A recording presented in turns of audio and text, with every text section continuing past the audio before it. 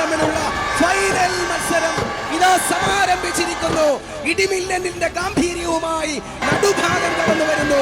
അലമാലകൾ അലതന്നുന്ന സാഗരത്തിന്റെ ഗരിമയുമായി കാരിച്ചാൽ കടന്നു വരുന്നു.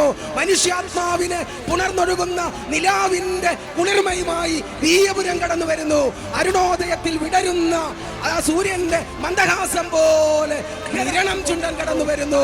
കാരിച്ചാൽ ഇല്ല, മൂന്നിലെ വീയപുരം, കാരിച്ചാലും വീയപുരവും അതുപോലെ നീരണവും തമ്മിൽ പൊരിഞ്ഞു പോരാടുന്നു. ഒന്നിലെ നടുഭാഗം അല്പം മുന്നിൽ ഇല്ല, പള്ളാത്തുരുത്തിയുടെ കാരിച്ചാൽ ഇല്ല, അട്ടിമറി ഇവിടെ ഉണ്ടാകും. ഇതാ ആര്? ഒന്നിലെ നടുഭാഗം ഇല്ല, രണ്ടിലെ കാരിച്ചാൽ, മൂന്നിലെ വീയപുരം, നാലിലെ നീരണം. ആരാണ് ഇവിടെ വിജയിക്കുക? ഇതാ വീയപുരം, വീയപുരം ഇല്ല, BBC-യുടെ കാരിച്ചാലും വീയപുരവും നടുഭാഗവും നിരണവും കടന്നു പോകുന്ന മനോഹരമായ ദൃശ്യം. 15 തവണ നെഹ്റു ട്രോഫി നേടിയ കാരിച്ചാൽ ഉഗ്രമായി പോരാടി.